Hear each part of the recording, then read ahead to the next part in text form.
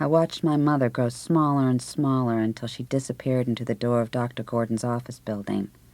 Then I watched her grow larger and larger as she came back to the car. Well? I could tell she had been crying. My mother didn't look at me. She started the car. Then she said as we glided under the cool, deep-sea shade of the elms, "Dr. Gordon doesn't think you've improved at all. He thinks you should have some shock treatments at his private hospital in Walton." I felt a sharp stab of curiosity, as if I had just read a terrible newspaper headline about somebody else. "Does he mean live there?" "No," my mother said, and her chin quivered. I thought she must be lying. "You tell me the truth," I said, "or I'll never speak to you again." "Don't I always tell you the truth?" my mother said, and burst into tears. I circled the public garden, reading the names of the trees. My favorite tree was the weeping scholar tree. I thought it must come from Japan. They understood things of the spirit in Japan. They disemboweled themselves when anything went wrong. I tried to imagine how they would go about it. They must have an extremely sharp knife. No, probably 2 extremely sharp knives. Then they would sit down cross-legged, a knife in either hand. Then they would cross their hands and point a knife at each side of their stomach. They would have to be naked, or the knife would get stuck in their clothes. Then in one quick flash, before they had time to think twice, they would jab the knives in and zip them round, one on the upper crescent and one on the lower crescent, making a full circle.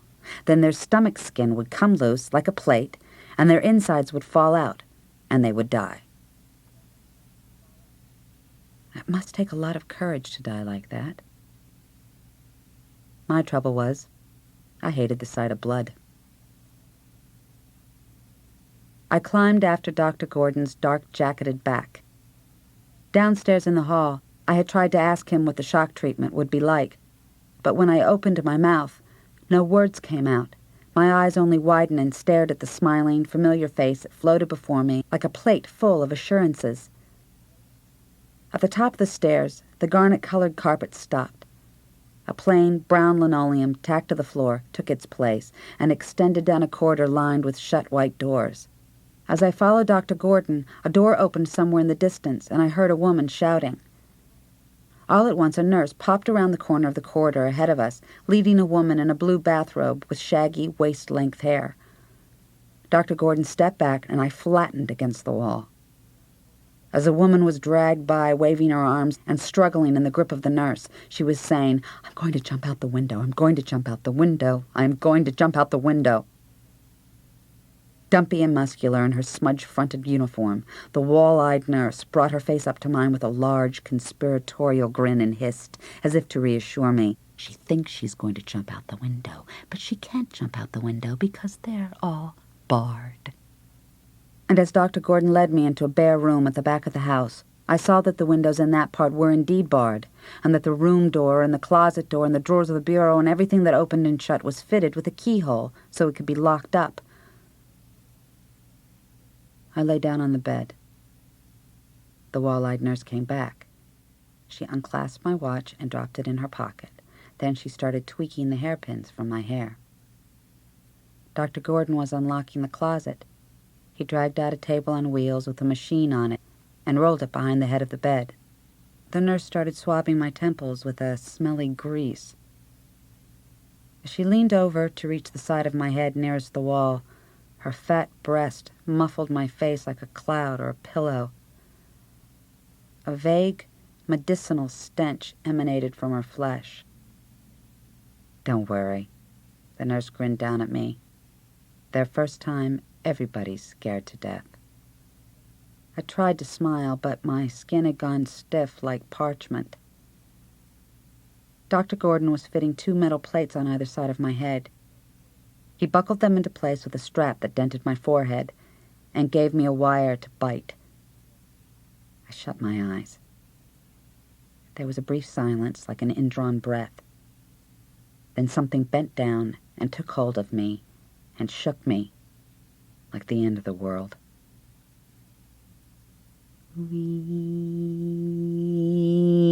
It shrilled through an air crackling with blue light, and with each flash a great jolt drubbed me till I thought my bones would break and the sap fly out of me like a split plant. I wondered what terrible thing it was that I had done.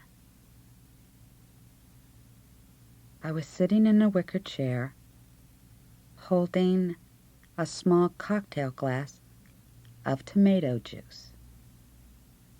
The watch had been replaced on my wrist, but it looked odd. Then I realized it had been fastened upside down. I sensed the unfamiliar positioning of the hairpins in my hair. How do you feel? An old metal floor lamp surfaced in my mind, one of the few relics of my father's study. It was surmounted by a copper bell which held the light bulb, and from which a frayed, tiger-colored cord ran down the length of the metal stand to a socket in the wall. One day I decided to move this lamp from the side of my mother's bed to my desk at the other end of the room. The cord would be long enough so I didn't unplug it. I closed both hands around the lamp and the fuzzy cord and gripped them tight. Then something leapt out of the lamp in a blue flash and shook me till my teeth rattled, and I tried to pull my hands off, but they were stuck, and I screamed, or a scream was torn from my throat, for I didn't recognize it, but heard it soar and quaver in the air like a violently disembodied spirit. Then my hands jerked free, and I fell back onto my mother's bed. A small hole, blackened as if with pencil lead, pitted the center of my right palm. How do you feel? All right. But I didn't. I felt terrible. Which college did you say you went to? I said what college it was. Ah. Dr. Gordon's face lighted with a slow, almost tropical smile. They had a wax station up there, didn't they? During the war? I'm through with Dr. Gordon, I said. You can call him up and tell him I'm not coming next week. My mother smiled. I knew my baby wasn't like that. I looked at her. Like what? Like those awful people, those awful dead people at that hospital. She paused. I knew you'd decide to be all right again. I looked down at the two flesh-colored Band-Aids forming a cross on the calf of my right leg. That morning, I had made a start. I had locked myself in the bathroom and run a tub full of warm water and taken out a Gillette blade. But when it came right down to it, the skin of my wrist looked so white and defenseless that I couldn't do it. It was as if what I wanted to kill wasn't in that skin, or the thin blue pulse that jumped under my thumb, but somewhere else, deeper, more secret, and a whole lot harder to get at. It would take 2 motions, one wrist, then the other wrist. 3 motions, if you counted changing the razor from hand to hand. Then I would step into the tub and lie down. I moved in front of the medicine cabinet. If I looked in the mirror while I did it, it would be like watching somebody else in a book or play. But the person in the mirror was paralyzed and too stupid to do a thing. Then I thought, maybe I ought to spill a little blood for practice. So I sat on the edge of the tub and crossed my right ankle over my left knee. Then I lifted my right hand with the razor and let it drop of its own weight, like a guillotine, onto the calf of my leg. I felt nothing. Then I felt a small, deep thrill, and a bright seam of red welled up at the lip of the slash.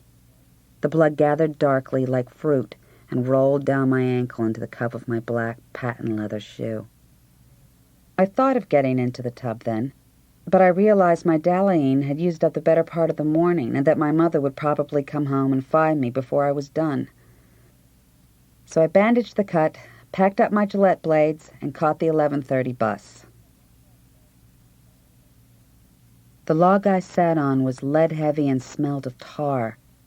Under the stout, gray cylinder of the water tower on its commanding hill, The sandbar curved out into the sea. At high tide, the bar completely submerged itself.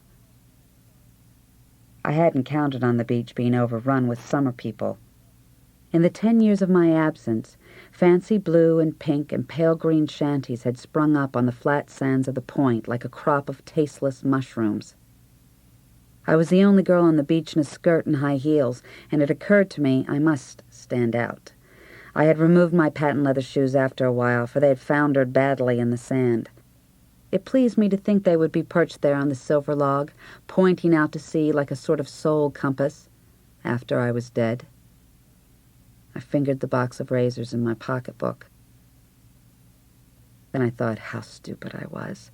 I had the razors, but no warm bath. I considered renting a room. There must be a boarding house among all those summer places. But I had no luggage. That would create suspicion. Besides, in a boarding house, other people are always wanting to use the bathroom. I'd hardly have time to do it and step into the tub when somebody would be pounding on the door. The gulls on their wooden stilts at the tip of the bar meowed like cats. Then they flapped up, one by one, in their ash-colored jackets, circling my head and crying. I shivered. The stones lay lumpish and cold under my bare feet. I thought longingly of the black shoes on the beach. A wave drew back like a hand, then advanced and touched my foot. I waited, as if the sea could make my decision for me. A second wave collapsed over my feet, lipped with white froth, and the chill gripped my ankles with a mortal ache. My flesh winced, in cowardice, from such a death. I picked up my pocketbook and started back over the cold stones to where my shoes kept their vigil in the violet light. I looked at the mouth of the boy Jody had wanted me to meet. His lips were thick and pink, and a baby face nestled under the silk of white blonde hair. His name was Cal, which I thought must be short for something, but I couldn't think what it would be short for, unless it was California. Cal and I lay side by side on an orange and green striped towel on a mucky beach across the swamps from Lynn. Jody and Mark, the boy she was pinned to, were swimming. Cal hadn't wanted to swim. He had wanted to talk. "If you were going to kill yourself, how would you do it?" Cal seemed pleased. "I've often thought of that. I'd blow my brains out with a gun." I was disappointed. It was just like a man to do it with a gun. Fat chance I had of laying my hands on a gun. And even if I did, I wouldn't have a clue as to what part of me to shoot at. I'd already read in the papers about people who tried to shoot themselves. Only they ended up shooting an important nerve and getting paralyzed or blasting their face off, but being saved by surgeons in a sort of miracle from dying outright. "What kind of gun?" "My father's shotgun. He keeps it loaded." "Does your father happen to live near Boston?" I asked, idly. "No, in Clacton-on-Sea. He's English." Jody and Mark ran up hand in hand, dripping and shaking off water drops like two loving puppies. I thought there would be too many people, so I stood up and pretended to yawn. "I guess I'll go for a swim." I started to walk toward the water. I thought drowning must be the kindest way to die, and burning the worst. "Some of those babies in the jars that Buddy Willard showed me had gills," he said. "They went through a stage where they were just like fish." I started to swim, a modified dog paddle. I thought I would swim out until I was too tired to swim back.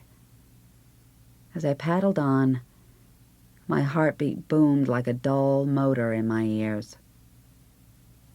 I am.